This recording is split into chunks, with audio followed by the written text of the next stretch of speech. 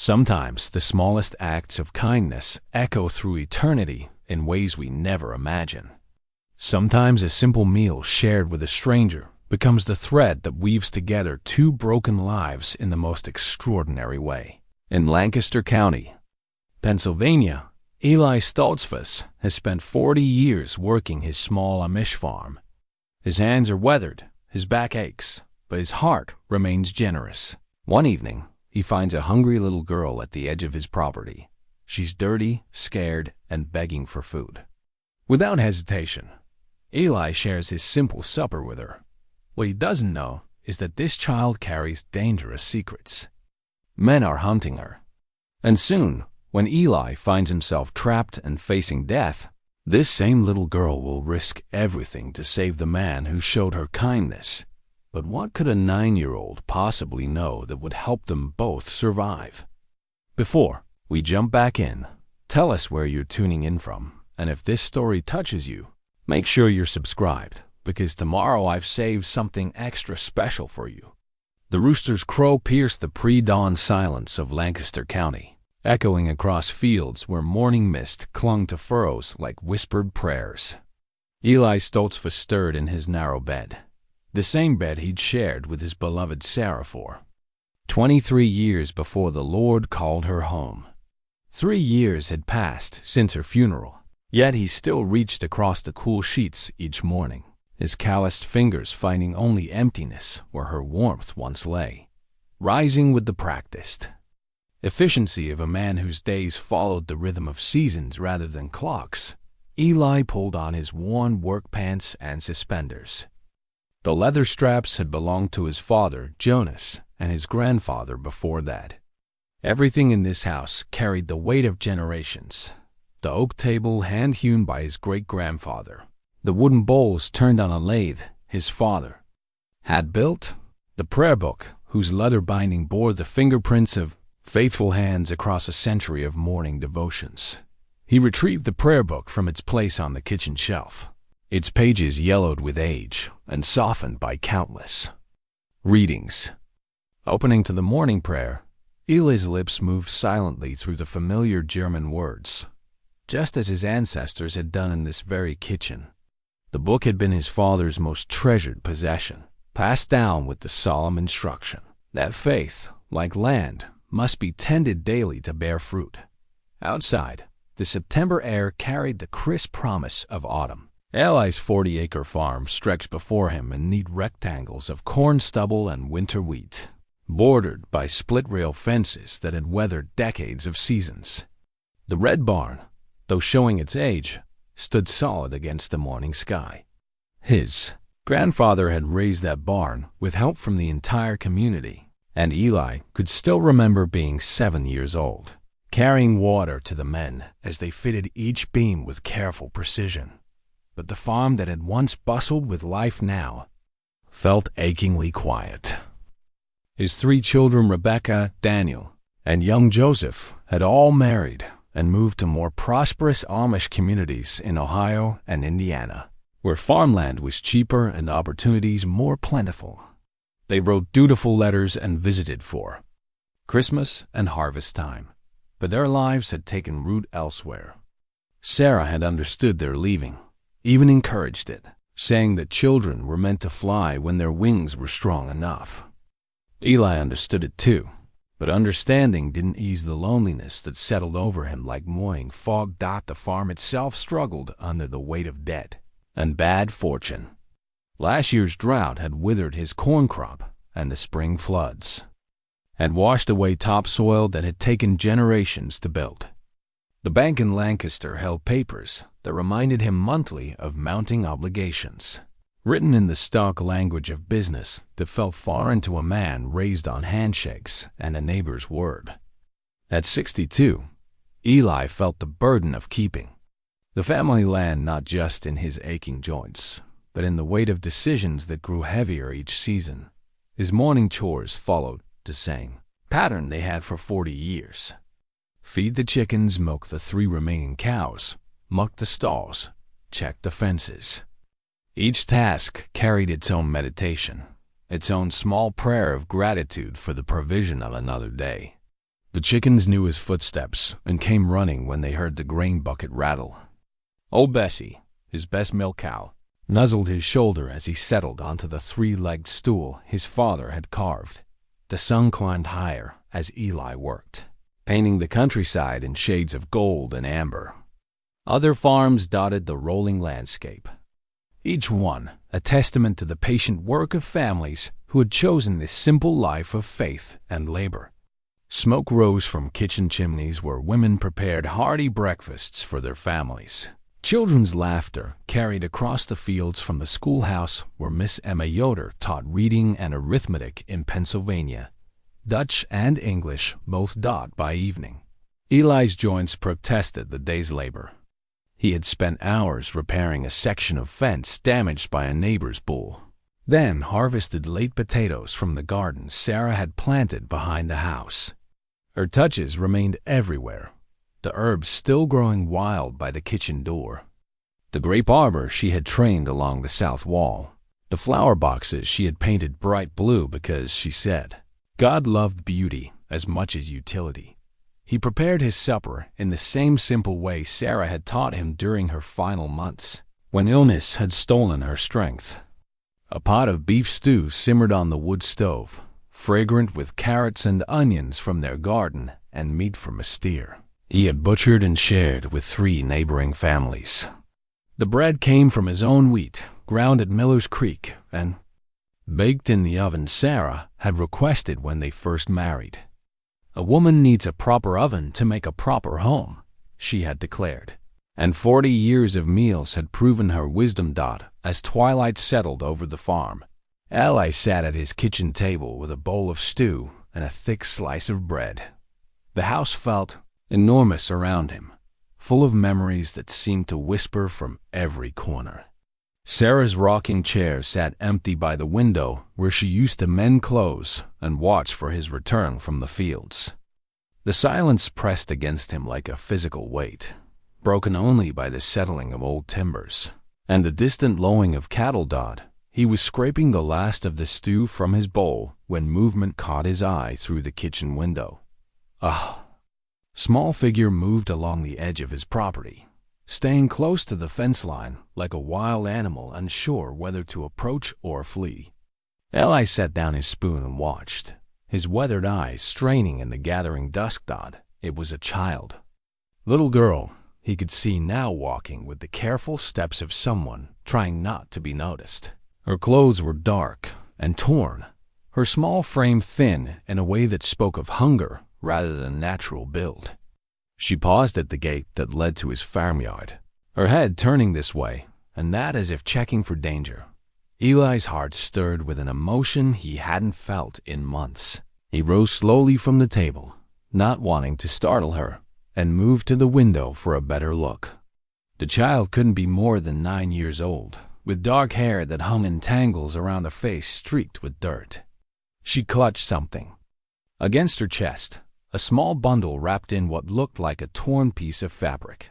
For a long moment, they regarded each other through the glass, the old farmer and the frightened child. Then she took a tentative step toward the house, her eyes fixed on the warm light spilling from his kitchen window. Eli could see her lips moving, though he couldn't hear the words. She was close enough now that he could make out the desperate hunger in her expression, the way her free hand pressed against her stomach. Without hesitation, Eli opened the kitchen door and stepped onto the porch. The child froze like a deer caught in lantern light, every muscle tensed for flight. He held up one hand in a gesture of peace and spoke in the gentle voice he had once used with his own frightened children. "It's all right, little one. You're safe here." She didn't respond, but she didn't run either. Her eyes darted from his face to the open door behind him, where the warm glow of the kitchen beckoned. Eli could see her trembling now, whether from cold, fear, or hunger, he couldn't tell. Probably all three. "Are you hungry?" he asked, switching to English when his Pennsylvania Dutch brought no recognition to her face. "I have stew. Warm bread, too." At the word hungry, her composure cracked. She nodded once, quickly, then looked ashamed of the admission. Eli's heart ached for her. In 40 years of marriage, he and Sarah had taken in more than one stray children whose parents had died, young people who had nowhere else to turn. The Amish way was to help first and ask questions later. "Come inside where it's warm," he said, stepping back to give her room. "You can eat, and we'll figure out the rest after." She approached slowly, her bare feet silent on the wooden porch. Steps. Up close, Eli could see that she was in worse condition than he'd first thought. Her clothes were not just torn but filthy, as if she'd been sleeping rough for days. Scratches marked her arms and legs, and her face was gaunt with the hollow look of someone who had known real hunger. "What's your name, child?" he asked gently as she stepped into the kitchen. "Anna," she whispered, her voice barely audible. She spoke English, but with an accent he couldn't quite place. Spanish, perhaps, or something similar. "Anna, that's a good name. I'm Eli." He ladled stew into Sarah's best bowl, the one with the blue flowers around the rim, and set it on the table along with fresh bread and butter. "Sit. Eat." She fell upon the food with the desperate hunger of someone who hadn't eaten in days, her small hands shaking as she lifted the spoon. Eli watched from across the kitchen, his own meal forgotten. Something about this child's presence stirred memories of his own children at that age, the way they had trusted him completely to provide and protect. But there was something else about Anna that troubled him. The way her eyes never stopped moving, checking the windows and doors. The way she positioned herself so she could see all the exits. The bundle she kept clutched against her side, even while eating. This was not the behavior of a lost child, but of someone running from something or someone as she ate. Eli found himself studying her face. Despite the dirt and exhaustion, he could see intelligence in her dark eyes, a sharpness that suggested she was older than her years in ways that no child should be. When she caught him watching, she looked away quickly, as if eye contact might reveal secrets she wasn't ready to share. "Where did you come from, Anna?" he asked when she had slowed her eating enough to listen. "Where are your parents?" Her hand tightened on the spoon, and for a moment he thought she might bolt. Then, so quietly, he had to lean forward to hear.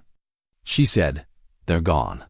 The simple words carried a weight that made Eli's chest tighten. Gone could mean many things, but the hollow pain in her voice suggested the worst. He had heard that tone before, in his own voice the day they lowered Sarah into the ground. "I'm sorry, child." He reached across the table and briefly touched her small hand. "I lost my wife 3 years ago. I know how it feels to be alone." She looked up at him then, really looked, and he saw a recognition pass between them, the understanding that only comes between souls who have known true loss. In that moment, something shifted in the kitchen. The girl was no longer just a hungry stranger seeking help. She was a fellow traveler on the difficult road of grief, someone who understood the weight of empty chairs in silent houses. "Can I stay?" she whispered. "Just for tonight. I won't be any trouble." Eli felt something stir in his chest that he hadn't felt since Sarah's death, the sense of being needed, of having a purpose beyond mere survival. He looked at this bedraggled child with her haunted eyes and saw not burden, but blessing. Perhaps the Lord had sent her not just for her benefit, but for his as well. "Of course you can stay," he said, "as long as you need to." Outside night settled over Lancaster County like a quilt pulled up to warm, sleeping children. Inside Eli's kitchen, a 62-year-old Amish farmer and a 9-year-old girl with secrets shared the simple communion of bread and shelter, neither knowing that this moment of kindness would soon become the thread that bound their fates together in ways that would test everything they thought they knew about courage, faith, and the mysterious providence that brings the right people together at precisely the right time. Anna slept fitfully in Sarah's old sewing room, curled beneath a quilt that smelled of lavender and years of gentle use. Eli had prepared the small bed with care, finding clean sheets in the cedar chest and placing a glass of water on the knitstand. But even through the closed door, he could hear her restless movements, the soft whimpers that spoke of dreams no child should endure. Near midnight, her cries grew sharper. Eli rose from his own bed and padded barefoot to her door, pressing his ear against the wood. She was speaking in rapid Spanish, her voice thick with terror. Though he couldn't understand the words, the raw fear in her tone made his blood run cold. When she screamed, a sound of pure anguish that seemed torn from her very soul, he couldn't help himself. He opened the door and stepped inside. Anna sat bolt upright in the narrow bed, her eyes wide and unfocused, her small body drenched in sweat. She was clutching something to her chest, a photograph, he realized, water-stained and torn at the edges. Her breathing came in sharp gasps as she struggled to separate dream from reality. "Anna," he said softly, approaching the bed like he might approach a frightened colt. "You're safe. You're here with me." She focused on his face gradually, the terror slowly fading from her eyes. Without a word, she held out the photograph. Eli took it gently, angling it toward the moonlight streaming through the window.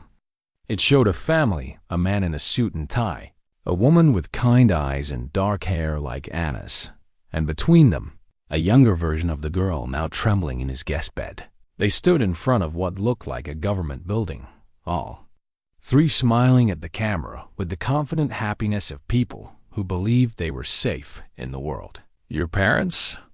he asked gently. She nodded, then whispered, "They killed them. They killed Mama and Papa, and now they want to kill me too." The words hit Eli like a physical blow. He sank into the chair beside the bed, the photograph trembling in his weathered hands. "Who, child? Who killed them?" "Bad men. They came to our house 3 weeks ago. Papa tried to hide me, but I saw." Her voice broke, and she wrapped her arms around her knees, making herself as small as possible. "I saw them hurt Papa." Mama screamed and screamed, and then she couldn't finish, but she didn't need to. Eli understood enough. This child had witnessed horrors that would haunt grown men, and somehow she had escaped. Somehow she had traveled hundreds of miles to end up at his door, carrying nothing but a torn photograph and trauma too heavy for her small shoulders to bear. "What's your real name?" he asked quietly. Elena Vasquez. But Papa said if anything happened, I should tell people Anna. He said Anna was safer. Elena Vasquez. The name seemed to echo strangely in the quiet room, as if it carried more weight than a simple introduction. Eli filed it away, along with the growing certainty that this child's presence in his home was more dangerous than he had imagined. The next morning brought visitors to Lancaster County, the kind of visitors who made the Amish community nervous. 3 men in an expensive black sedan drove slowly through the countryside, stopping at farms to ask questions. They claimed to be looking for a lost child, showed a recent photograph of Anna or Elena, and offered a substantial reward for information about her whereabouts. Jakob Yoder, Eli's nearest neighbor, was the first to encounter them. He came to Eli's farm just after breakfast, his usually cheerful face creased with worry. "English strangers came to my place this morning," Jakob said without preamble as he stood in Eli's kitchen. 3 of them, dressed like city folk. They were asking about a little girl. His eyes found Anna, who was helping Eli wash the breakfast dishes. Asked if anyone had seen her. Anna went rigid, the plate in her hand slipping back into the soapy water with a small splash. Eli saw her shoulders tense, saw the way her breathing quickened. "What did you tell them?" Eli asked, keeping his voice carefully neutral. "Nothing. Told them I hadn't seen any English children around here." Jakob's eyes moved between Eli and Anna.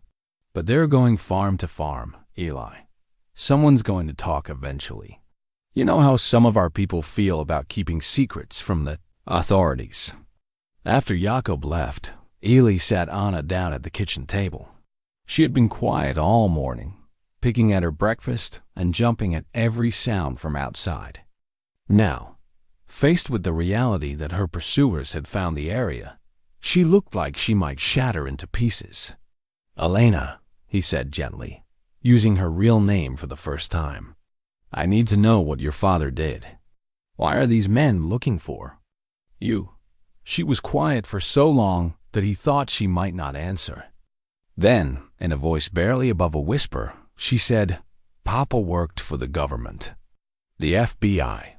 He was going to testify against some very bad people who hurt children, who take them and sell them to other bad people. Papa had evidence that could send them to prison forever." The words landed like stones in still water, sending ripples of understanding through Eli's mind. He had read about such things in the Lancaster newspaper, stories that seemed too terrible to be real. Human trafficking, they called it. Children bought and sold like livestock. The very concept made his stomach turn. "These men who killed your parents," he said carefully, "they're part of this organization?" Anna nodded. "Papa said they had people everywhere. Police, judges, even some FBI agents. He didn't know who to trust anymore. That's why he was going to testify, to try to stop them." She looked up at Eli with eyes that held too much knowledge for someone so young. "They killed him because he was going to tell the truth. And they want to kill me because I saw their faces." Eli felt the weight of responsibility settle on his shoulders like a heavy cloak. This wasn't just a lost child needing temporary shelter. This was a witness to murder, a key to bringing down criminals who trafficked in human misery. And she had come to him, a simple Amish farmer who had never faced anything more dangerous than a difficult harvest or a sick cow. "We should go to the police," he said, though even as he spoke the words, he remembered what she had said about corruption in law enforcement. Anna shook her head vigorously. "No. Papa said never trust the police unless you're absolutely sure. They're honest. These people have money, lots of money. They buy people." Her voice dropped to a whisper. "Agent Martinez told Papa he could trust him."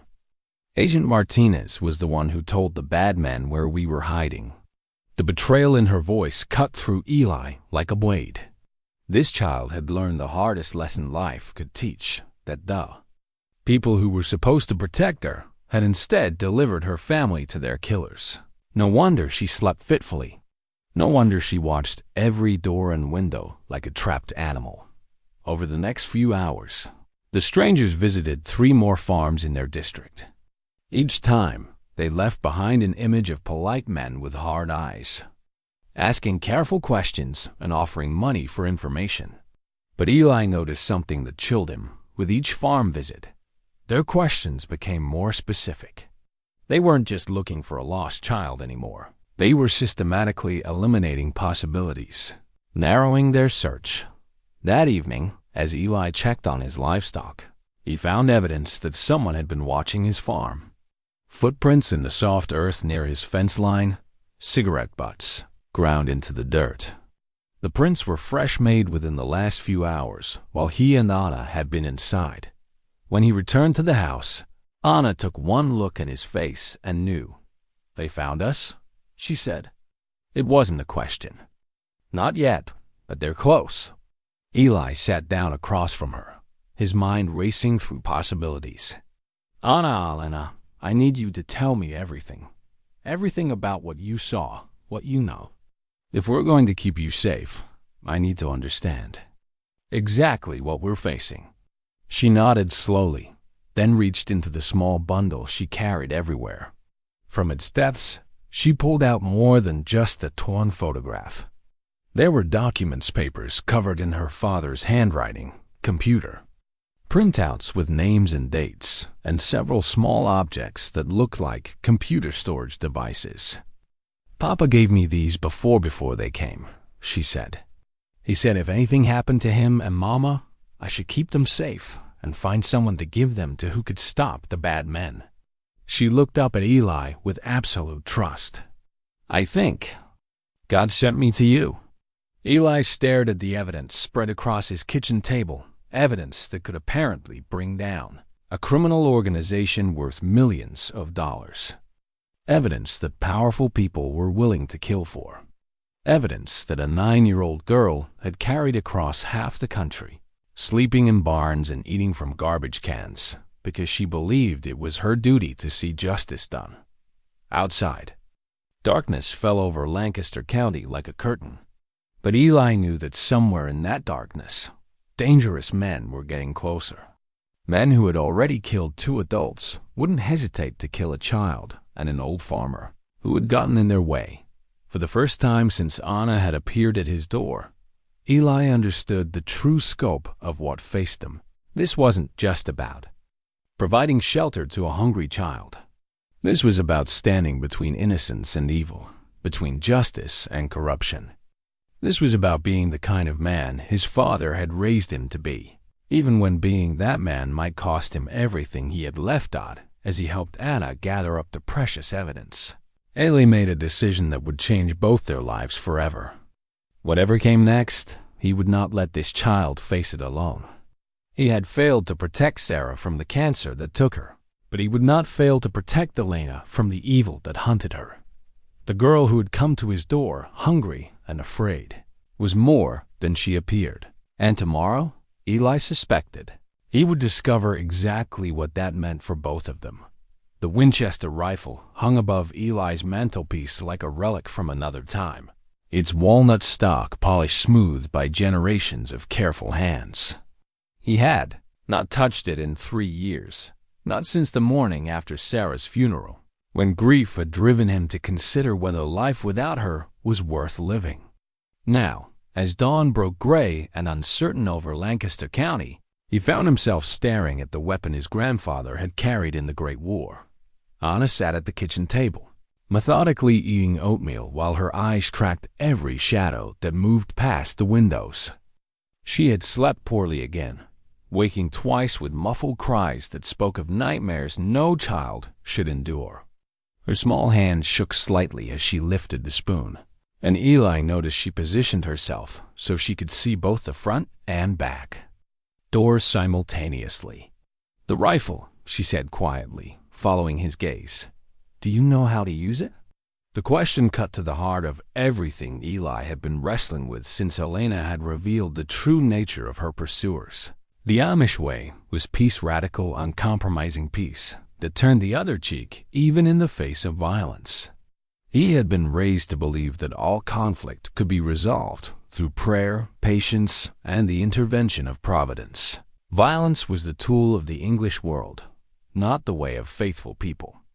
"My grandfather taught me," he admitted, "but I haven't fired it in years. Our people don't believe in solving problems with weapons." Elena studied his face with eyes that seemed far too old for someone barely 9 years old. "What if the problems are trying to kill you?" The simple question hung in the air between them like smoke from a snuffed candle. Eli had no ready answer, no comfortable scripture that could address the reality of evil men who trafficked children and murdered witnesses. His faith had sustained him through Sarah's illness, through the slow decline of his farm, through the loneliness of empty rooms. But this was different.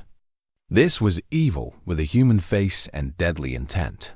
The sound of a horse and buggy approaching saved him from having to answer immediately. Through the window, he could see his neighbor Jakob Yoder driving up the lane, his usually cheerful face set in serious lines. Behind him rode Bishop Samuel Esch, the spiritual leader of their district, his long gray beard flowing over his chest as his horse picked its way carefully across the rutted ground. Quickly, Eli whispered to Elena, "Upstairs. Stay quiet and don't let them see you." She moved like smoke, gathering her bundle and disappearing up the narrow staircase with the practiced silence of someone who had learned that visibility could mean death. Eli waited until he heard the soft click of the bedroom door before opening his own door to greet his visitors. "Jakob, Bishop Esch." He stepped onto the porch, hoping to keep the conversation outside. "What brings you here so early?" Bishop Esch dismounted with the careful movements of a man whose 70-year-old bones protested the morning cold. His pale blue eyes, usually kind, now held a sharpness that made Eli's stomach tighten. "We need to talk, Eli," the bishop said, "about the strangers who've been asking questions, about the secrets that some in our community might be keeping." Jacob's eyes wouldn't quite meet Eli's. "They came back yesterday evening. The 3 Englishmen. They're offering more money, now $5,000 for information about the child they're seeking. Some of the younger families are talking. Times are hard for everyone." Eli kept his expression carefully neutral, though his heart hammered against his ribs.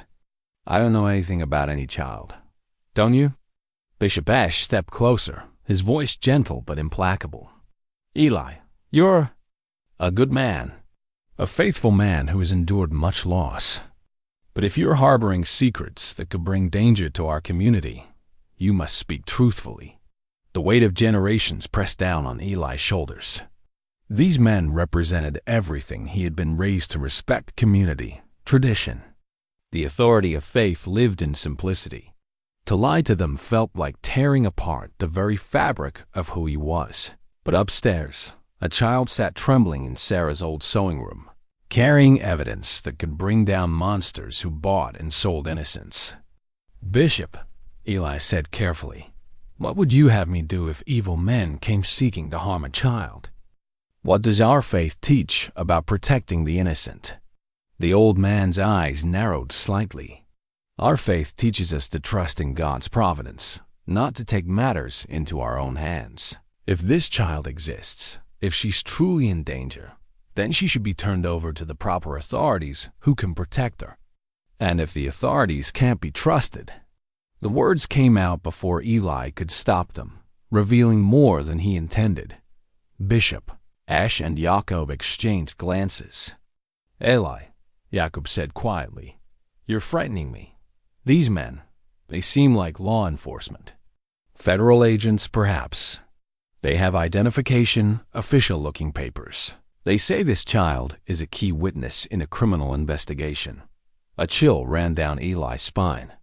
Elena had warned him that the organization hunting her had people everywhere, including in law enforcement. What if these men had already corrupted members of his own community? What if the very authorities he was supposed to trust were the ones who would deliver Elena to her death? "I need time to pray on this," Eli said finally. "Time to seek guidance." Bishop Esch nodded slowly, but his expression remained troubled. "You have until tomorrow evening, Eli. After that, I'll have no choice but to tell these men that we've discussed their inquiry with every family in the district. They'll draw their own conclusions about who hasn't been forthcoming." After they left, Eli sat heavily at his kitchen table, his head in his hands. The weight of decision pressed down on him like a physical burden. Everything he had been taught, everything he believed about community and faith and the proper order of things, pointed toward confession. But everything he had learned about Elena's situation in the past 2 days pointed toward the deadly consequences of trust placed in the wrong hands. Soft footsteps on the stairs announced Elena's return. She approached cautiously, reading the defeat in his posture. "They want you to turn me over," she said. "It wasn't a question. They think it's for the best. They think the authorities can protect you better than—" He gestured helplessly around the modest kitchen. "Better than an old farmer with no weapons and no training." Elena sat across from him, her small hands folded on the table. "Eli, can I show you something?" She reached into her bundle and withdrew a small device that looked like a miniature radio. Her fingers moved over its surface with surprising expertise until voices crackled through the small speaker men talking in clipped, professional tones. "Sweep completed on farms 12 through 18. No sign of the target. Copy that. We've got the local religious leader pressuring the Stoltzfus farm. Should have results by tomorrow." "Good. Martinez wants this wrapped up clean. No witnesses. No loose ends. Understood." The girl's father thought he was clever, keeping copies of everything. Won't matter much when she's eliminated. Elena switched off the device with steady hands, though Eli could see tears gathering in her eyes. They're not FBI agents, Eli. They're the same people who killed my parents. They're using your bishop to find me. The voices from the radio echoed in Eli's mind like a death sentence. These weren't law enforcement officers seeking to protect a witness. These were killers who had infiltrated his community, turned his neighbors into unwitting accomplices, and were now closing in on a child whose only crime was seeing too much. Eli rose slowly from the table and walked to the mantelpiece. His hand shook slightly as he lifted the Winchester rifle from its resting place. The weight of it felt foreign after so many years, but the muscle memory remained. His grandfather's voice echoed across the decades. Sometimes, boy, the only thing standing between good people and evil is one person willing to hold the line. Elena, he said quietly, checking the rifle's action with movements that came back like breathing. I need you to teach me everything you know about staying hidden, about surviving when people want to hurt you. Can you do that? She nodded, wiping away tears with the back of her hand. Yes, but Elias, we do this. If we run, you can never go back to your old life. They'll never stop hunting us. Eli thought of Sarah's grave in the little cemetery behind the church, of the farm that had been in his family for 4 generations, of the community that had shaped every day of his 62 years. Then he looked at the child sitting at his table, a child who had traveled hundreds of miles, carrying evidence that could save other children from the fate her parents had suffered. Then we'd better make sure we're very good at staying ahead of them, he said. Outside, clouds gathered on the horizon, promising storm weather before nightfall. But inside Eli's kitchen, an old Amish farmer and a young witness began planning their escape from the only world either of them had ever called home. Sarah's wedding ring caught the lamplight as Eli turned it slowly between his fingers. The simple gold band worn smooth by 40 years of faithful marriage.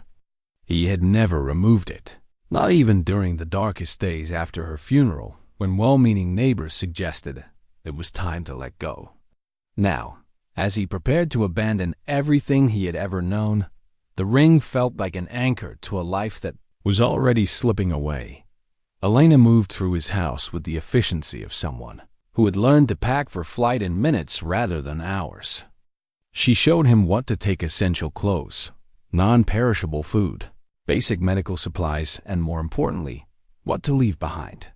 Photographs, letters, anything that connects you to this place, she explained as she watched him hesitate over a family Bible. They'll use those things to track us, to predict where we might go.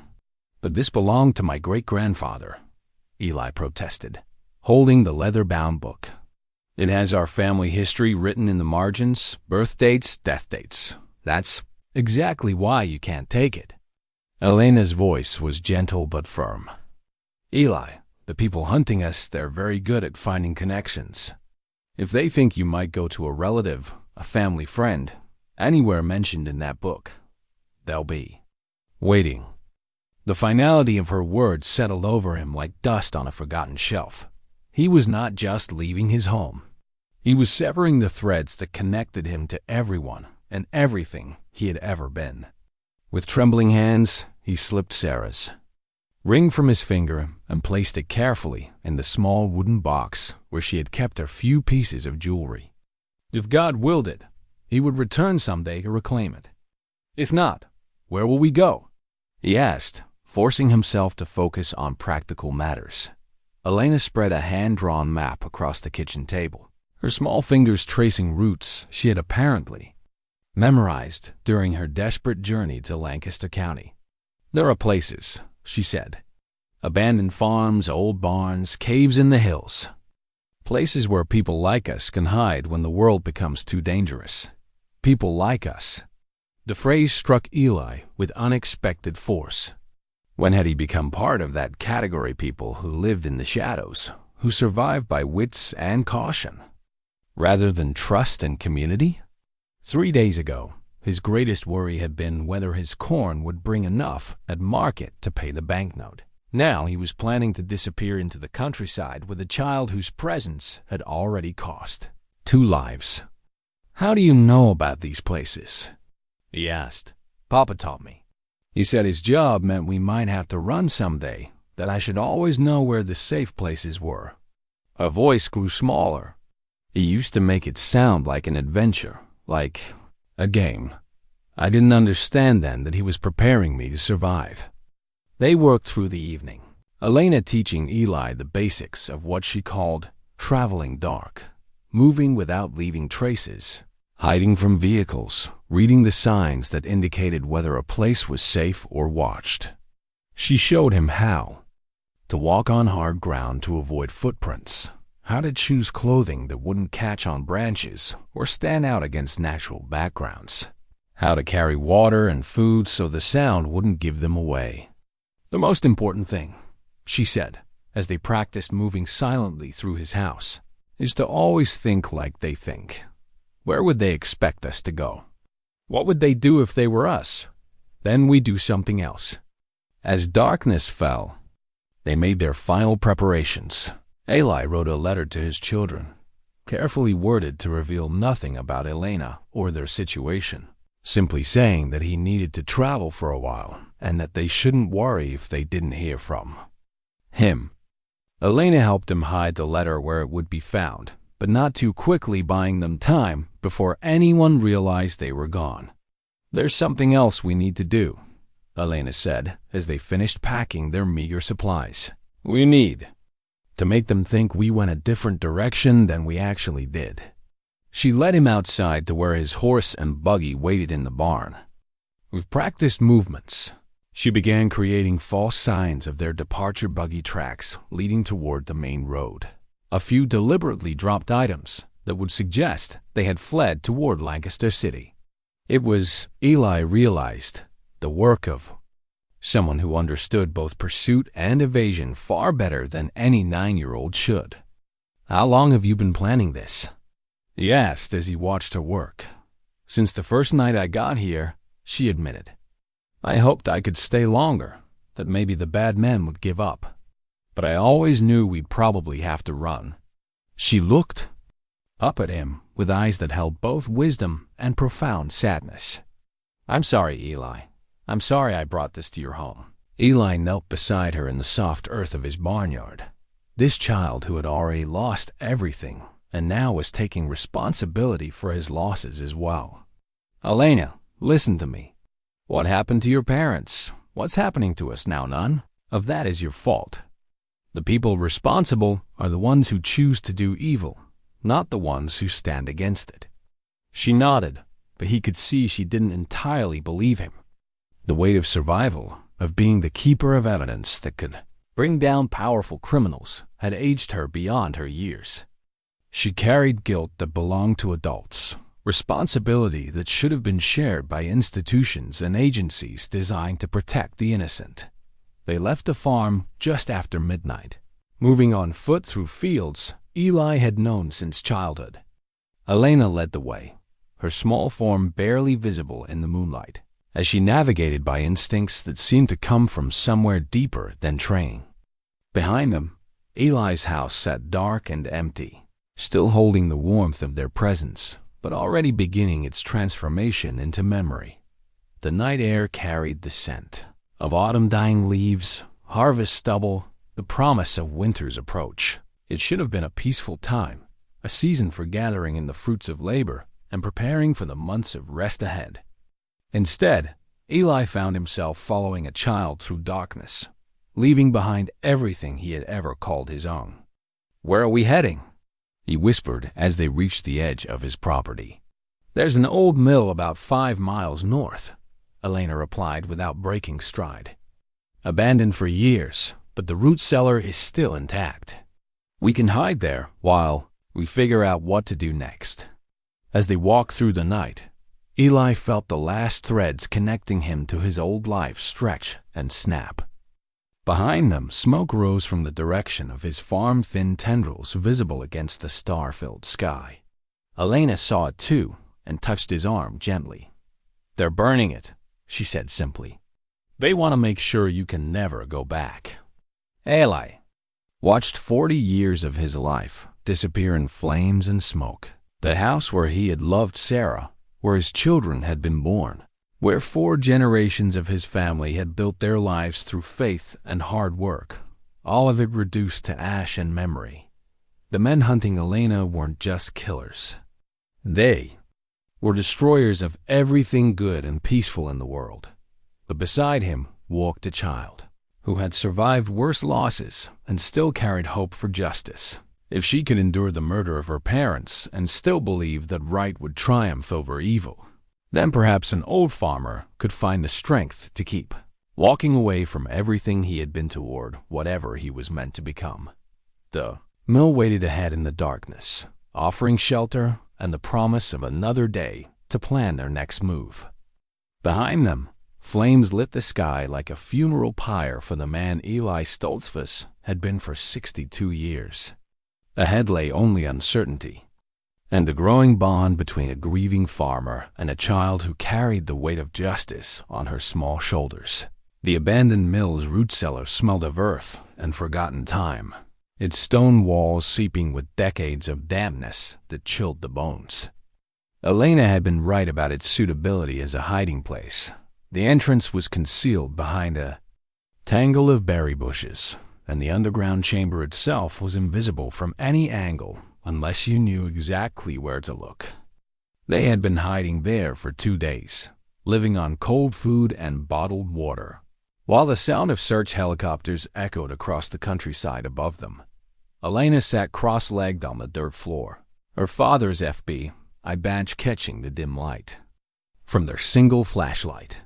She had kept it hidden in her shoe for 3 weeks, the metal pressing against her foot with every step as a constant reminder of what she had lost and what she still needed to do. Now, as she held it in her small hands, Eli could see both pride and anguish in her expression. Agent Carlos Vasquez, she read from the identification card. Federal Bureau of Investigation. He was so proud of this badge, of what it represented.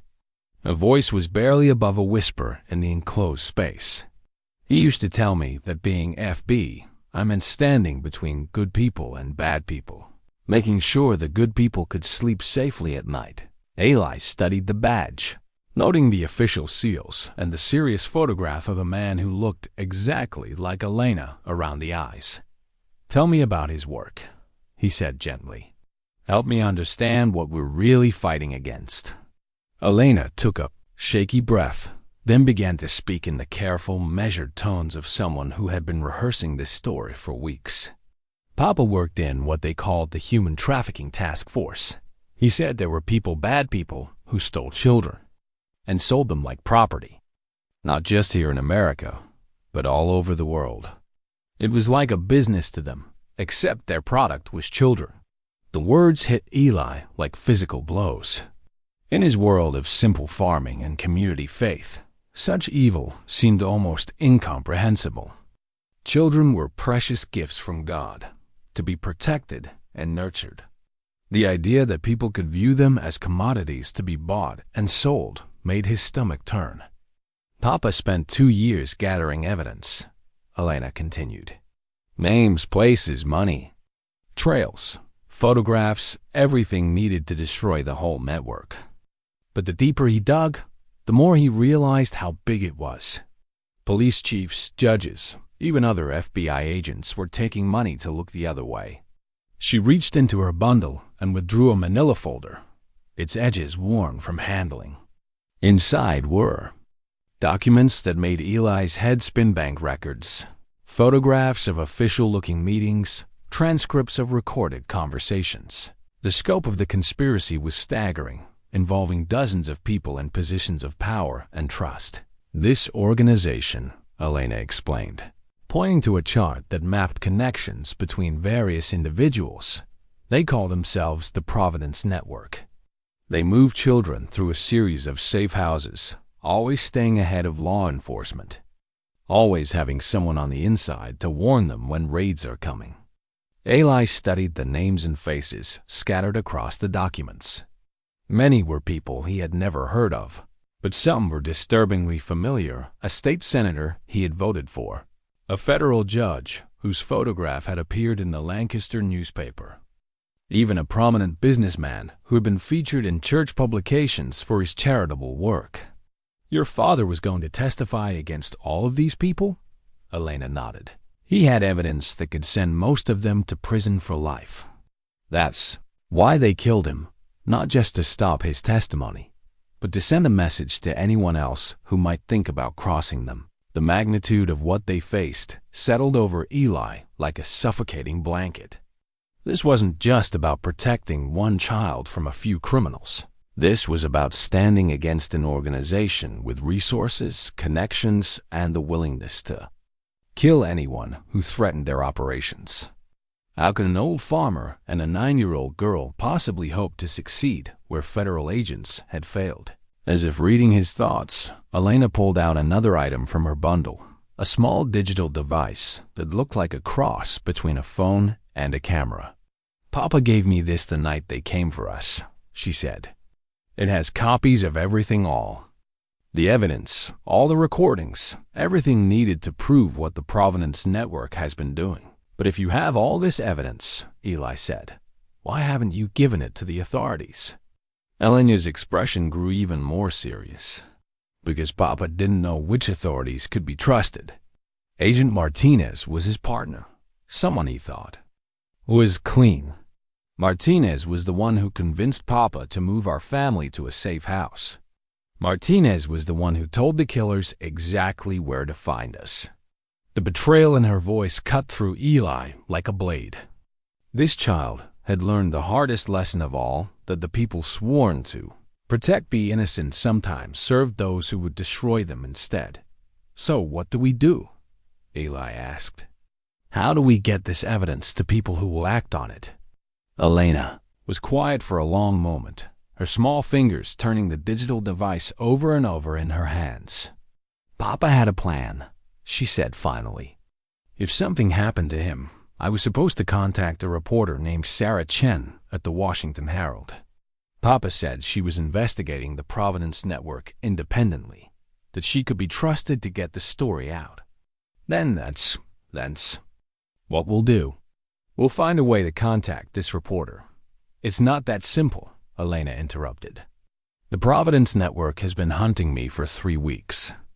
They've probably been monitoring anyone who might help me, including journalists. If we try to contact Sarah Chun directly, we might be leading them right to her. Eli felt frustration building in his chest. Every path forward seemed blocked by the same terrible reality. The people hunting Elena had resources and connections that made normal solutions impossible. They couldn't trust law enforcement, couldn't safely contact journalists, couldn't even return to his community without putting innocent people at risk. There has to be a way, he said, more to himself than to Elena. Your father wouldn't have gathered all this evidence if he didn't believe it could eventually be used. Elena looked up at him with eyes that held both desperation and determination. But Papa used to say that sometimes the only way to fight people who control the system is to go around the system entirely. He said if anything happened to him, I should find someone good, really good, who was outside their reach. Someone they wouldn't expect. The implications of her words settled over Eli slowly. You mean me? I mean us, Elena corrected.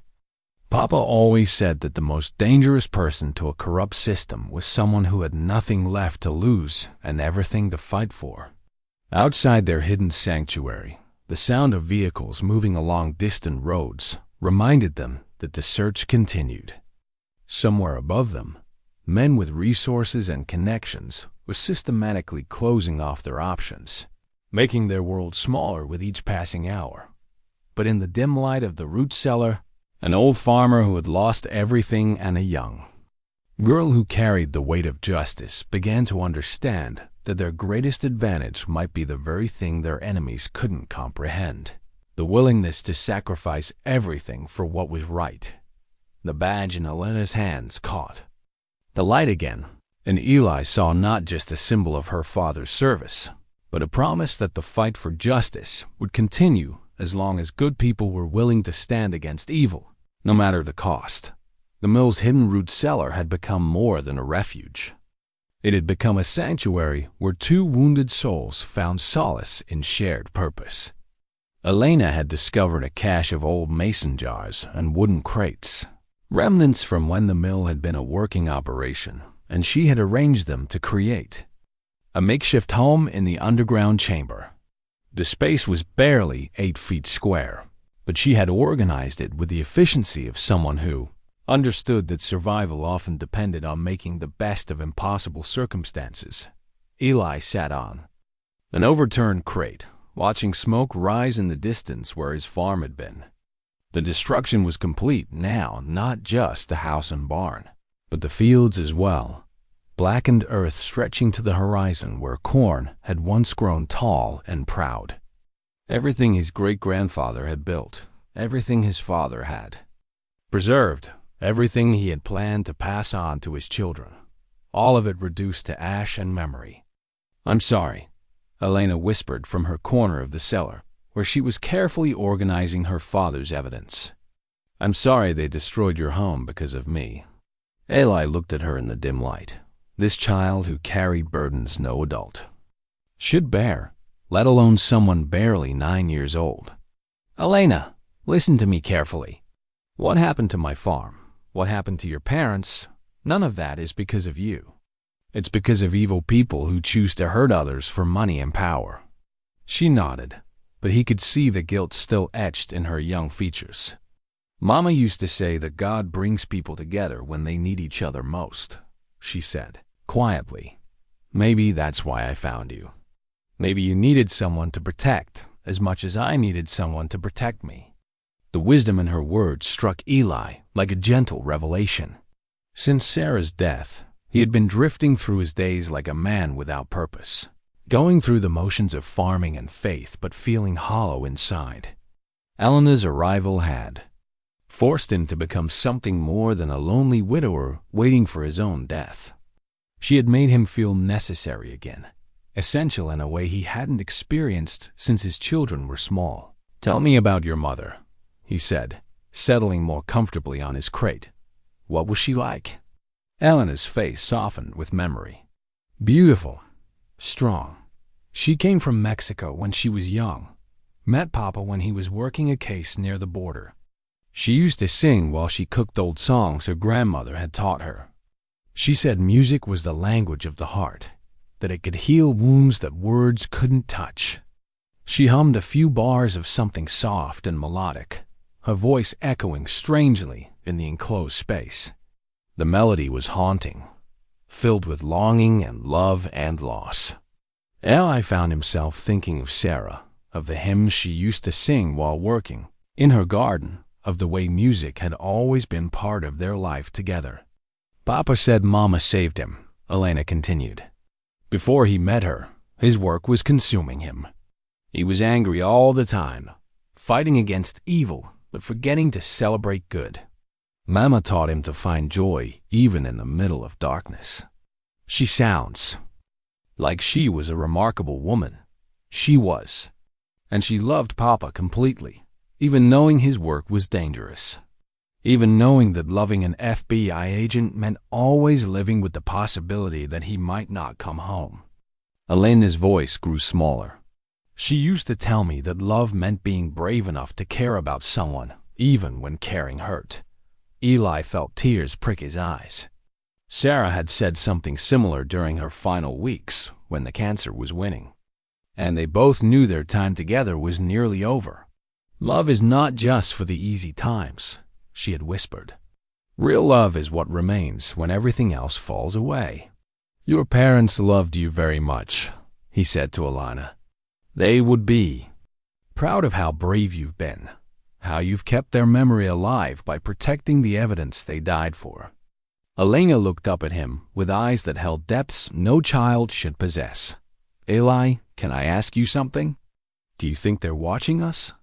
Do you think the dead can see what the living do?"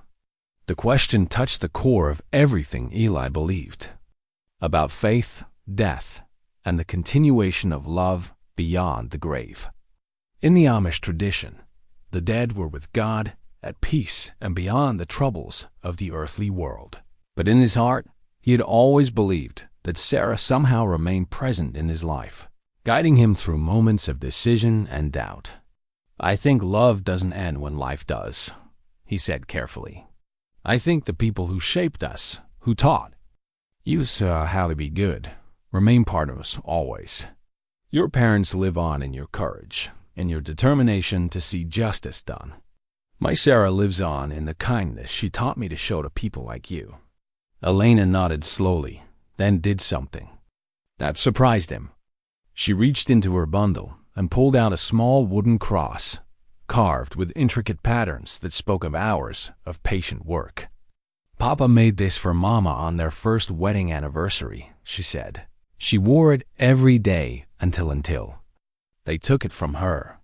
I found it on the floor after, and I've carried it ever since." Eli examined the cross, noting the skillful craftsmanship and the way the wood had been polished smooth by years of faithful wearing. It was similar to simple jewelry favored in his own community, beautiful in its simplicity, valuable not for its material worth, but for the love it represented. "It's beautiful," he said, handing it back to her. "Your father was a craftsman as well as an agent." He said making things with his hands helped him remember that there was good in the world worth protecting. Elena hung the cross around her neck, tucking it beneath her shirt where it wouldn't be visible. "When the bad thoughts come, when I remember what happened to them, I touch this and remember that love is stronger than evil." Outside their hidden refuge, night was falling again. The search helicopters had been quiet for several hours, but Eli knew their absence didn't mean safety. If anything, the silence was more ominous than the sound of engines. It suggested that their pursuers were changing tactics, perhaps closing in through ground searches or infiltrating local communities more thoroughly. "Elena," he said as she settled down for another night on the hard earthen floor, "tomorrow we need to start moving again. This place has been safe, but nowhere stays safe forever." She nodded, understanding beyond her years. "Where will we go?" "I'm not sure yet. But I've been thinking about what you said, about going around the system instead of through it. Maybe it's time we stopped running and started fighting back." Elena looked at him with sudden hope lighting her dark eyes. "You have an idea?" The beginning of one," Eli admitted. "Your father gathered evidence to expose these people through official channels. But what if we found a way to expose them to everyone at once? What if we made their crimes so public that even their corrupt friends couldn't protect them?" For the first time since they had fled his farm, Elena smiled, really smiled, with genuine hope and excitement. "Papa would like that plan," she said. "He always said that sunlight was the best disinfectant for corruption." As they settled down for another night in their underground sanctuary, Eli felt something shift in his understanding of their situation. They weren't just victims running from predators anymore. They were witnesses carrying truth, and truth had its own power when wielded by people with nothing left to lose and everything to fight for. The mill's root cellar had given them more than shelter.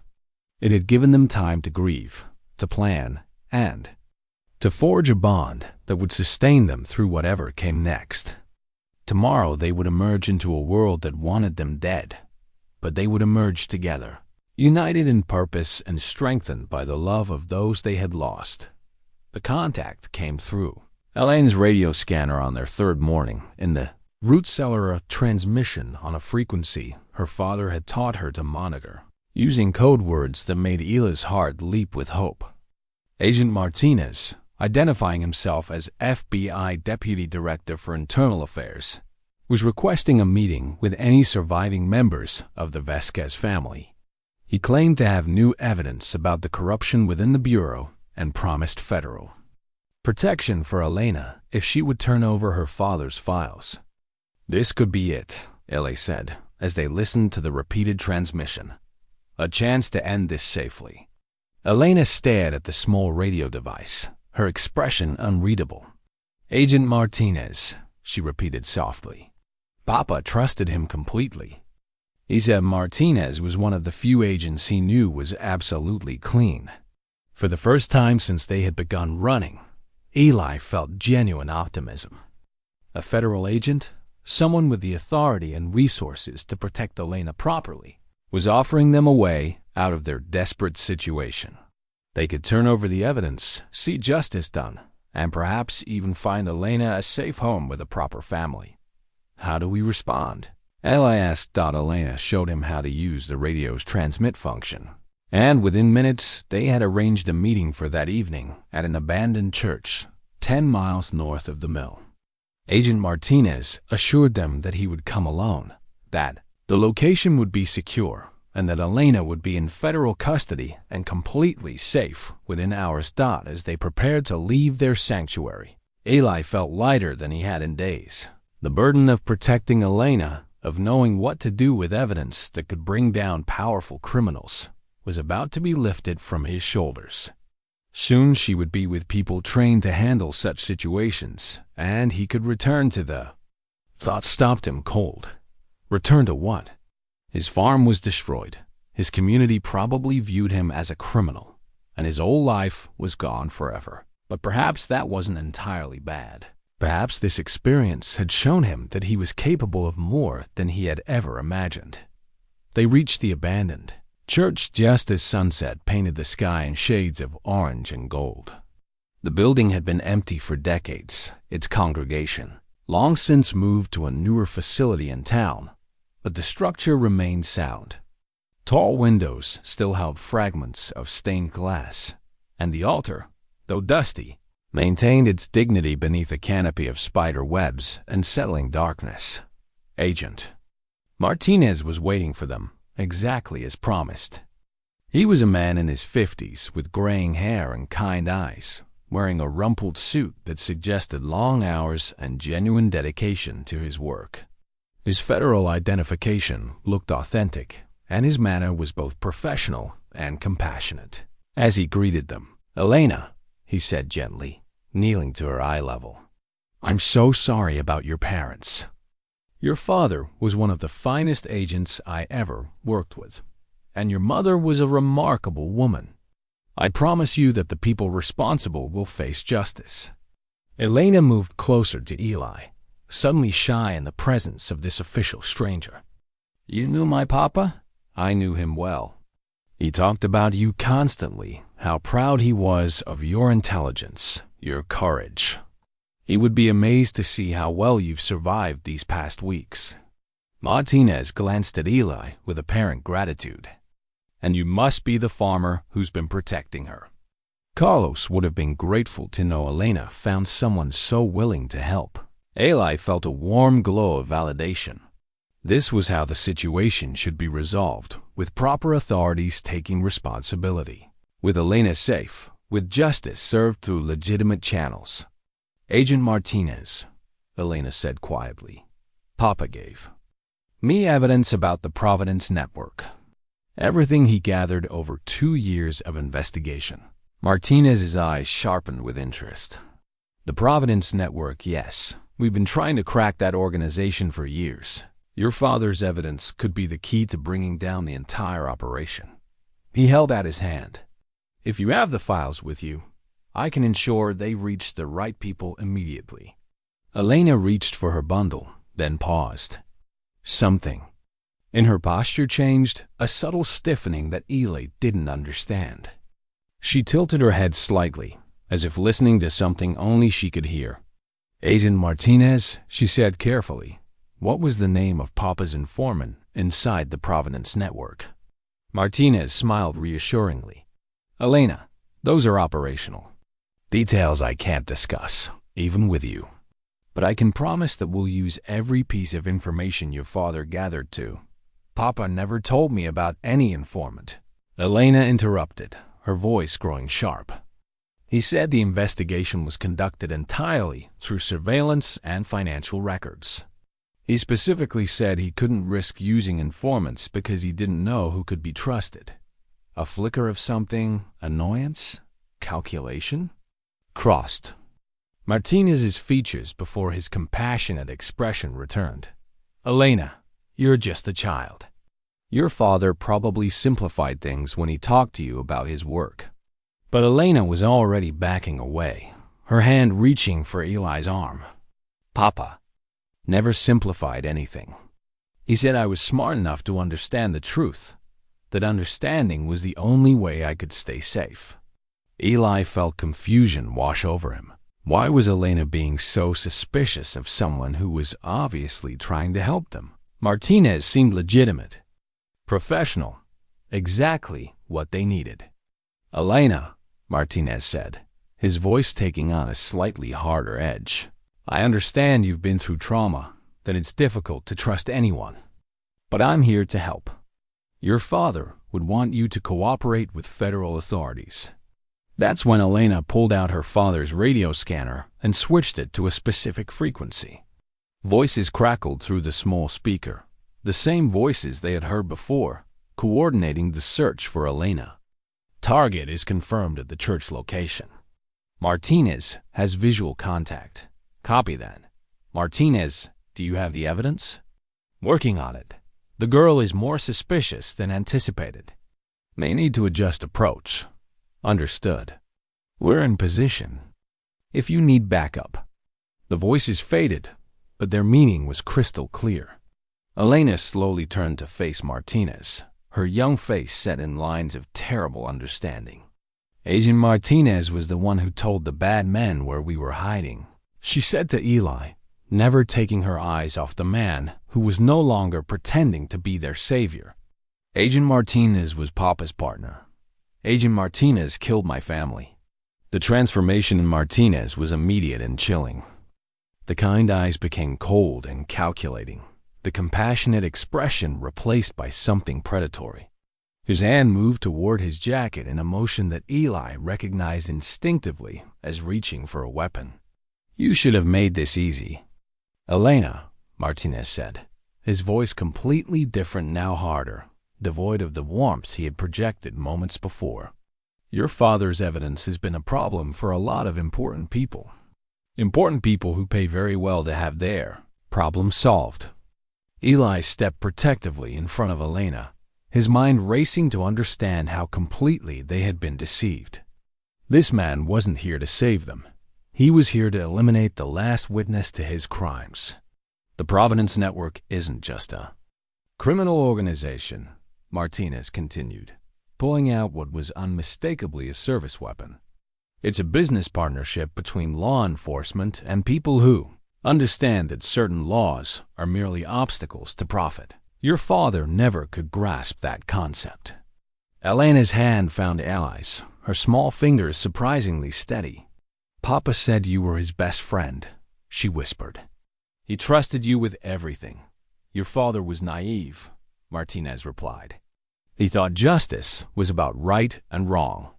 I learned long ago that justice is about who has the most money and the best connections. The sound of vehicles approaching outside told them that Martinez's backup was arriving. Through the church's broken windows, Eli could see headlights cutting through the gathering darkness. They were trapped, with nowhere to run and no one to help them.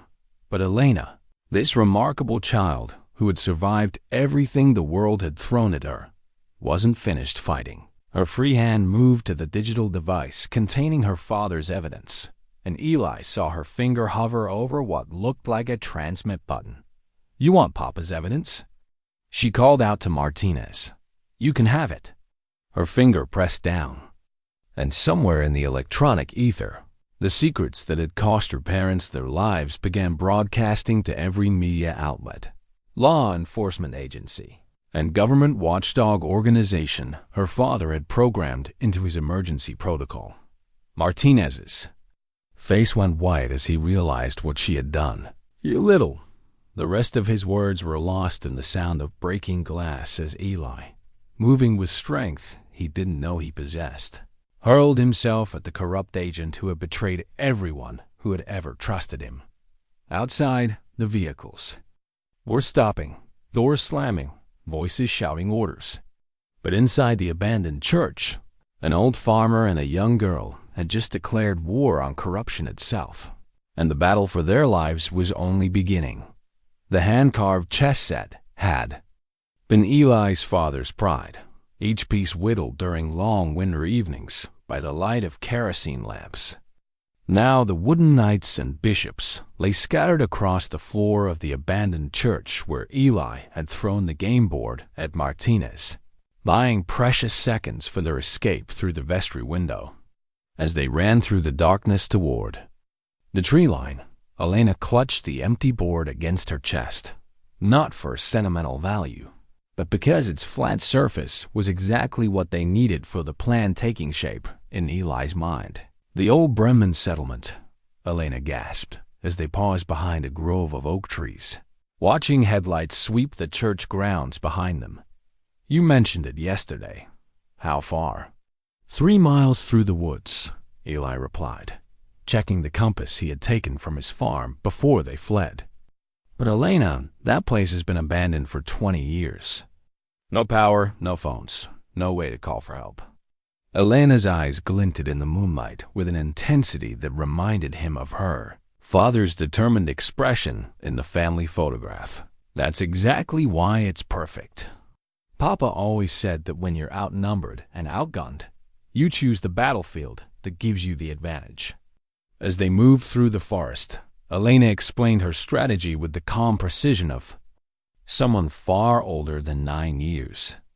The evidence had been transmitted automatically to dozens of news outlets and government agencies, but it would take time for anyone to verify and act on the information. Meanwhile, Martinez and his team would be desperately trying to eliminate the witnesses before the story broke publicly. "They'll expect us to keep running," she said, as they navigated by moonlight through terrain Eli had known since childhood. "They'll set up roadblocks, watch the bus stations, monitor anything that looks like an escape route. But if we make our stand at the settlement, if we force them to come to us, we're still just one old man and one child against trained killers," Eli interrupted. "How does choosing where to die make any difference?" Elena stopped walking and turned to face him, her small frame radiating determination that took his breath away. "Because Papa's evidence isn't just names and bank records. It's locations, schedules, operational details. If Martinez and his people don't eliminate us tonight, by tomorrow morning, every law enforcement agency in the country will know exactly where to find the Providence Network's facilities." The implications hit Eli like a physical blow. "So they have to kill us tonight. They have to try," Elena corrected. "But Papa spent 2 years studying these people, learning how they think, how they operate. He taught me everything he learned." And Eli, she placed her small hand on his arm. "Papa never got to use what he knew against them, but we can."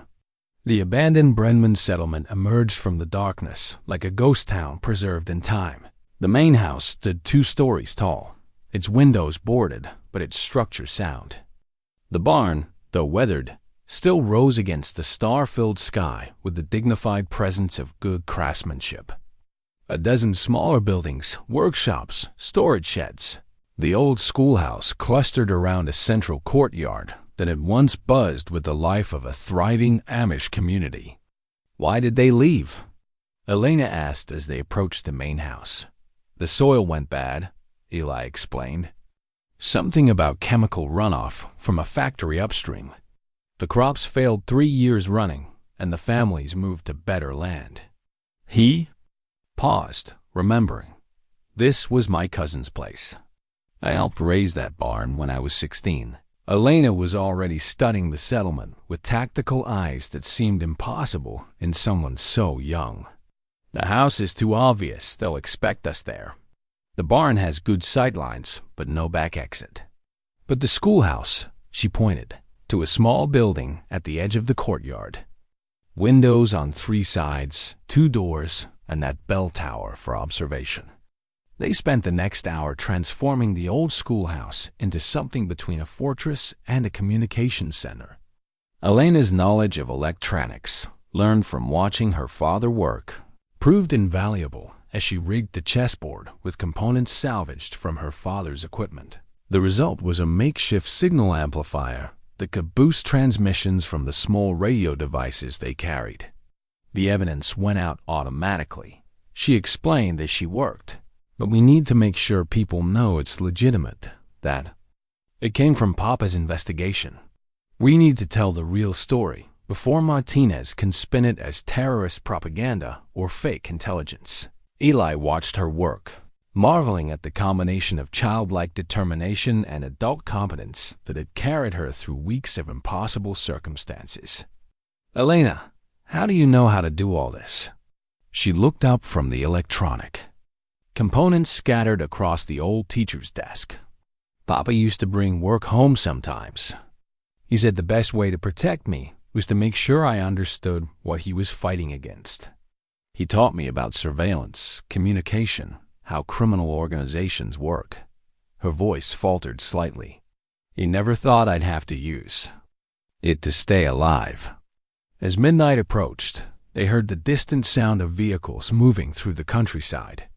Martinez and his team were conducting a systematic search, checking every abandoned building, every potential hiding place within a 10-mile radius of the church. It would be hours before they reached the settlement, but when they did, they would come prepared for a final confrontation. "Eli," Elena said as she made final adjustments to their makeshift communication setup, "I need to tell you something. When this is over, when the evidence has been verified and the bad people are arrested, I'm going to testify at their trials. It might take years, and it won't be safe.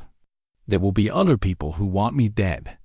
Eli felt his heart clench at the thought of this child facing years of threat and uncertainty. "Elena, you don't have to." "Yes, I do," she interrupted firmly. "Papa died because he believed the truth was worth dying for. Mama died because she loved Papa enough to stand with him. I'm not going to let their sacrifice be for nothing." She pulled out the small wooden cross her father had carved for her mother, holding it up so it caught the moonlight streaming through the schoolhouse windows. "When I wear this, I remember that love is stronger than fear, that good people can't let evil people win just because fighting is dangerous." Eli knelt beside her, this remarkable child who had already shown more courage than most adults would ever possess. "Elena, when this is over, when you have to testify, when you need someone to stand with you, you won't have to face it alone." She looked at him with eyes that held both gratitude and understanding beyond her years. "You mean that? Even though it might be dangerous? Even though they might come after you too?" "I mean it," Eli said, and as he spoke the words, he realized that somewhere in the past few days, Elena had become more than a child he was protecting. She had become family, the daughter he had never had, the future he had thought was lost when Sarah died. They worked together through the remaining hours of darkness, preparing their final stand with the methodical care of people who understood that survival often depended on attention to small details. Elena programmed multiple emergency broadcasts into their communication system, each one telling a different piece of the story her father had died to expose. Eli used his knowledge of the settlement's layout to identify defensive positions and escape routes. "There's something else," Elena said as dawn began to lighten the eastern sky. "The evidence Papa gathered. It includes information about children who are still being held by the Providence Network. Kids who are still alive, still waiting for someone to save them." The weight of that revelation settled over Eli like a physical burden.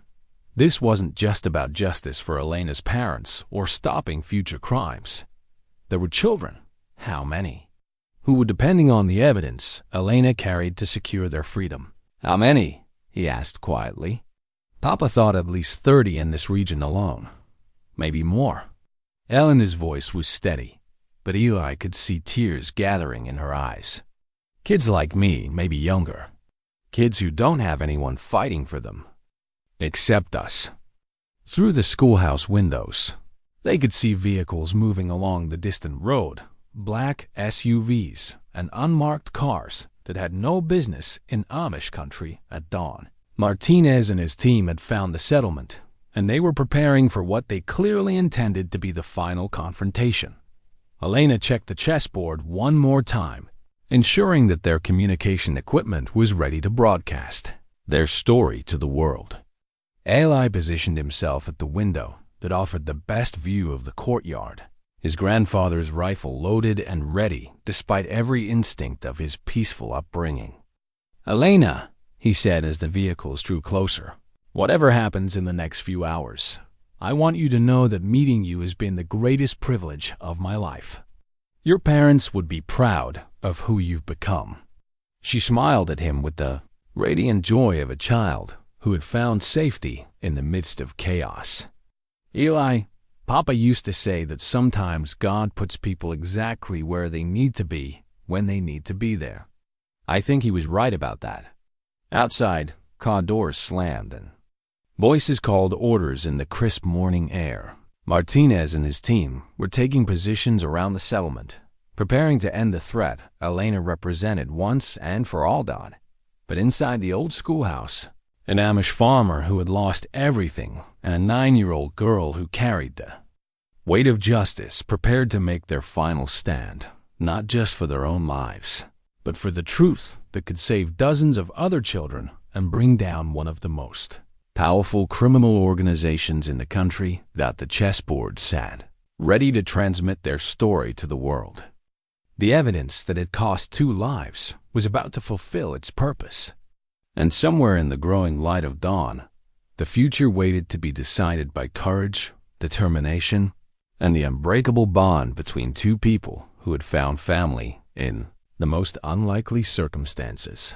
The bell tower of the old settlement schoolhouse stood 30 feet above the courtyard, its bronze bell long since removed, but its commanding view intact. Elena climbed the narrow wooden ladder with the agility of youth, while Eli positioned himself at ground level, his grandfather's Winchester steady in hands that had learned to be calm under pressure. Through the morning mist, they could see Martinez and his team spreading out in a tactical formation that spoke of military training and deadly intent.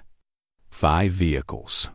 Elena whispered through the small radio device they used to communicate between the tower and the main room.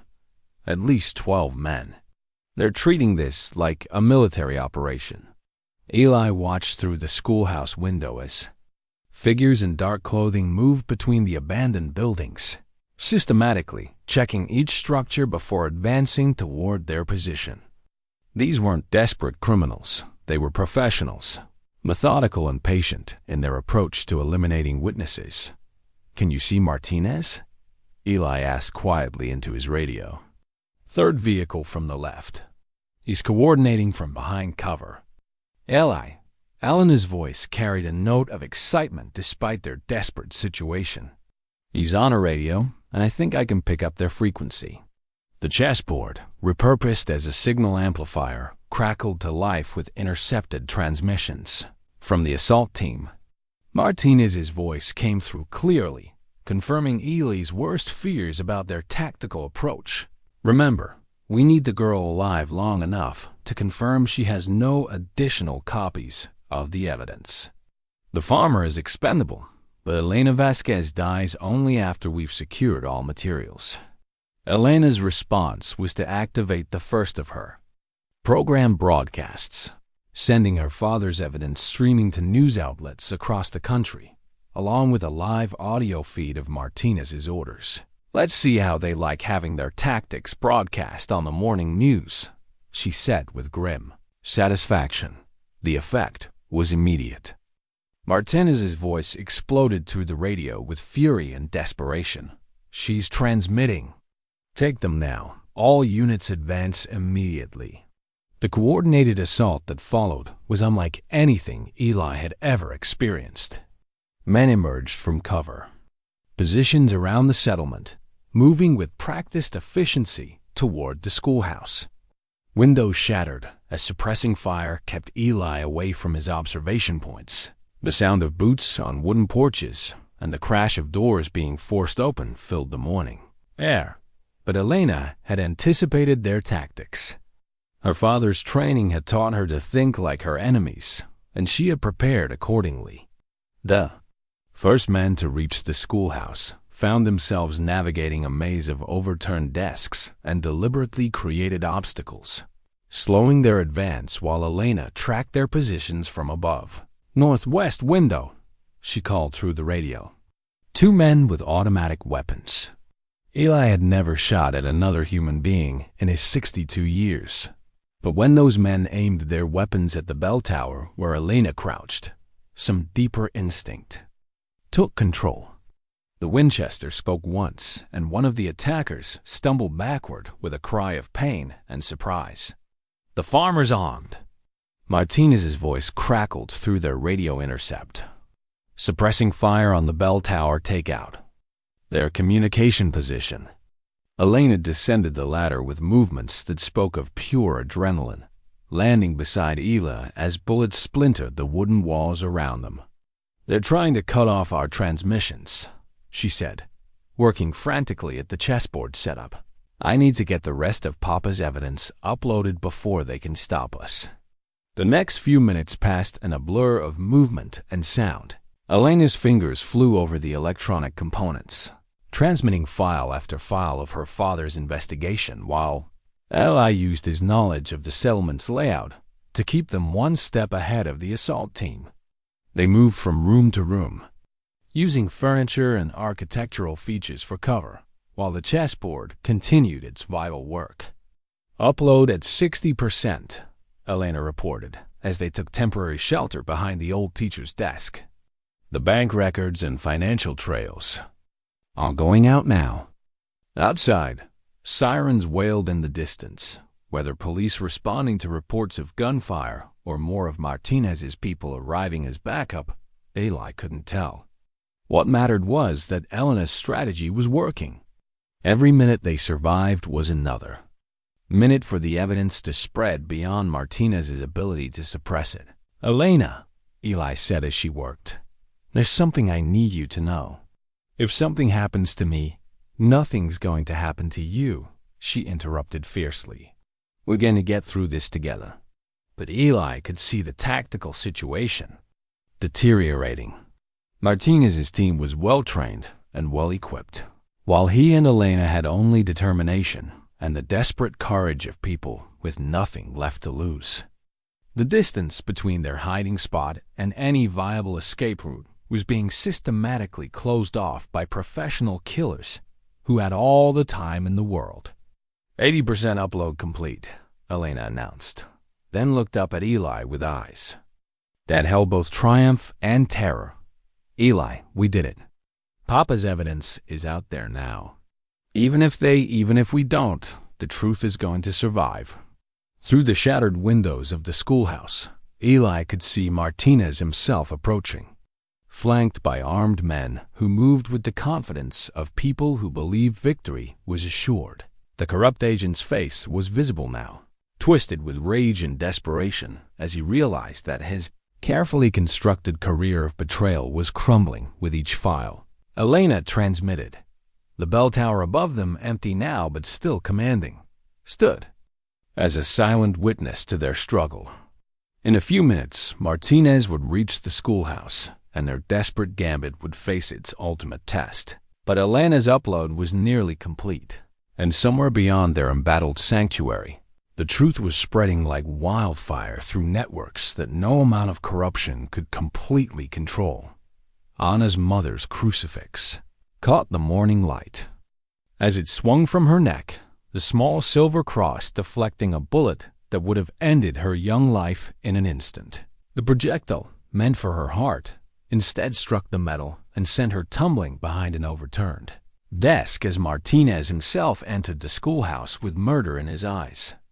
"Game over, Elena," Martinez called out, his weapon trained on their hiding place.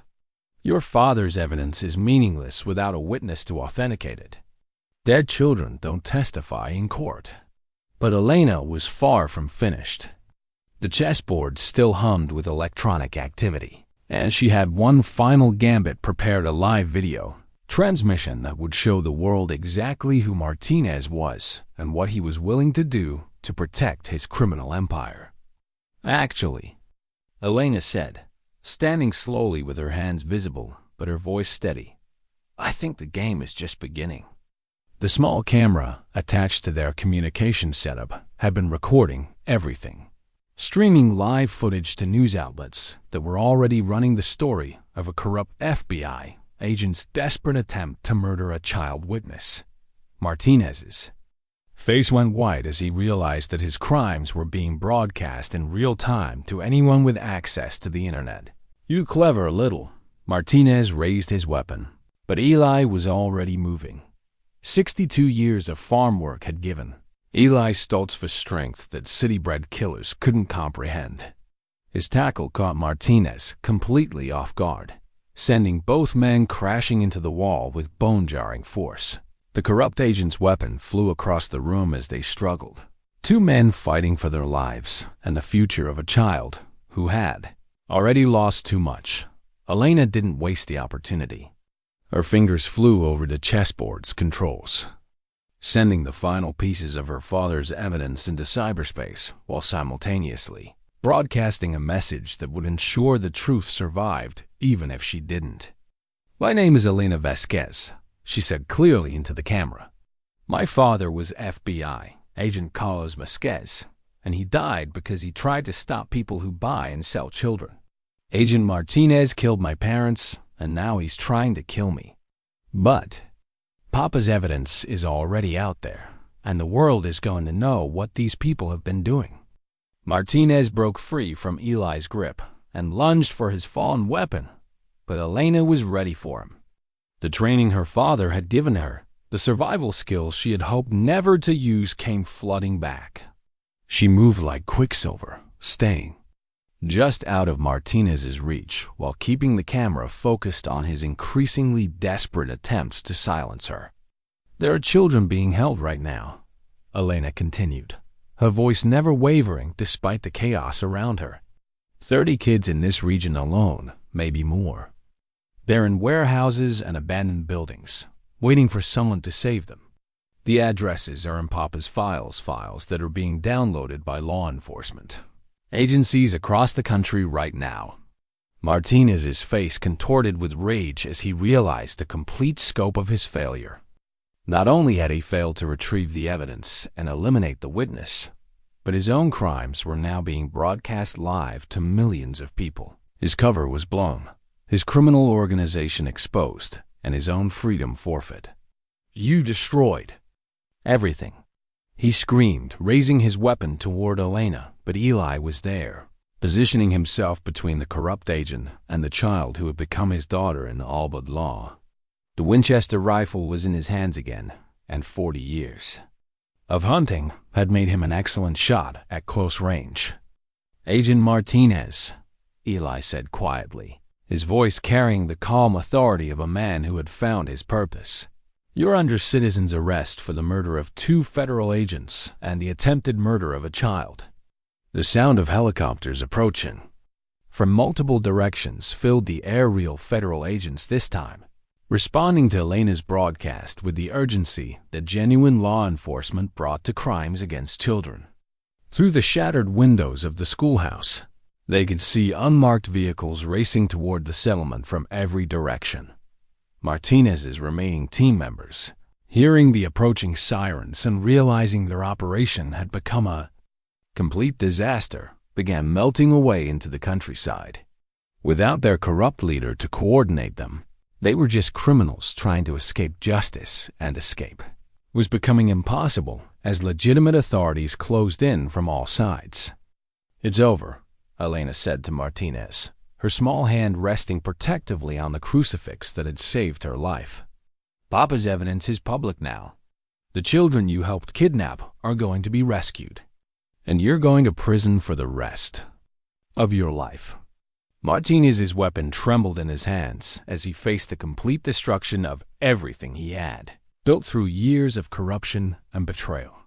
Around him, the sounds of approaching justice grew louder. Helicopters, sirens, the voices of real federal agents coordinating a massive rescue operation based on the intelligence Elena had just transmitted to the world. The bell tower above them caught the morning sun, Its empty frame, a symbol of truth finally set free to ring across a countryside that had harbored too many secrets for too long. In the old schoolhouse below, an Amish farmer and a 9-year-old girl had just won the most important battle of their lives, not through violence, but through courage, love, and an unshakable belief that good people could triumph over evil.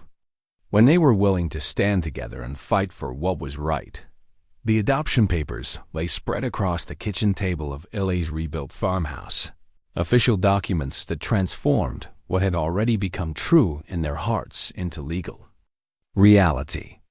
Elena Vasquez Stoltzfus, her new name, honored both her parents' heritage and the man who had chosen to be her father when the world had taken everything else away. 6 months had passed since that morning at the abandoned settlement. 6 months that had changed both their lives in ways neither could have imagined. The trials were ongoing. Martinez and 17 other members of the Providence Network had been arrested, and Elena's testimony had proven crucial in securing convictions that would keep child traffickers behind bars for the rest of their lives. But today was about something more hopeful than justice. Today was about family. Are you sure about this? Elena asked, her pen hovering over the signature line that would make their bond official. Once we sign these papers, you're stuck with me, even when I'm a difficult teenager who argues about everything. Eli smiled, thinking of Sarah and how she would have loved this remarkable child who had brought purpose back to his life. Elena, I've been stuck with you since the night you appeared at my door asking for food. The papers just make it official for everyone else. The rebuilt farmhouse bore little resemblance to the original structure that Martinez's people had burned to the ground. This new home was designed with Elena's safety and mind-secure communications equipment, reinforced windows, and discreet security measures that would deter anyone who might still wish them harm. But it was also designed as a home where a child could grow up surrounded by love and the simple rhythms of farm life. Elena had adapted to Amish ways with remarkable ease, learning Pennsylvania Dutch, mastering the skills of rural life, and finding peace in the community that had embraced her as one of their own.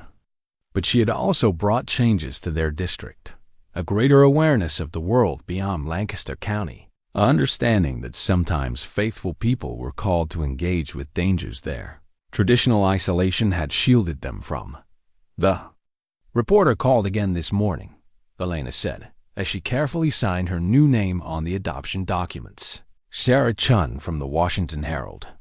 She said the series about Papa's investigation won a Pulitzer Prize. Your father would be proud, Eli replied, adding his own signature with a flourish that spoke of deep contentment. His work is still saving children, still making the world a better place. The impact of Agent Vasquez's evidence had been staggering. 37 children had been rescued from Providence Network facilities in the weeks following Elena's broadcast.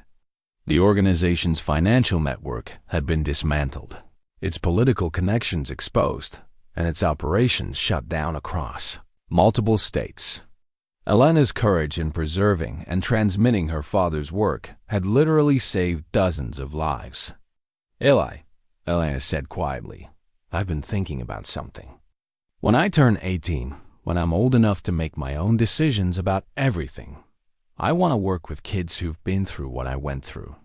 Kids who need someone who understands. Eli felt his heart swell with pride for this remarkable young woman who had somehow emerged from tragedy with her compassion intact. I think that's exactly what your parents would want you to do, and I think you'll be extraordinary at it. Through the kitchen window, they could see the barn Eli was building with help from the entire community. Neighbors who had once been suspicious of Elena's presence now understood that she and Eli had fought a battle that protected all their children.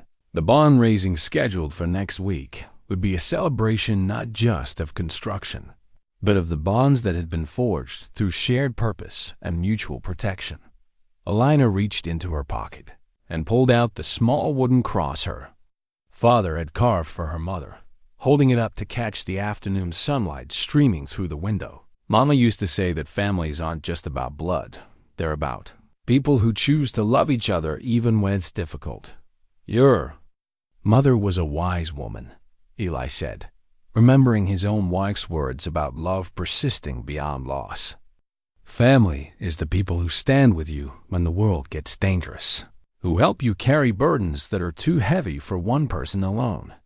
The sound of a horse and buggy approaching interrupted their conversation. Through the window, they could see Bishop Esch arriving for the ceremony that would formally welcome Elena into the Amish community.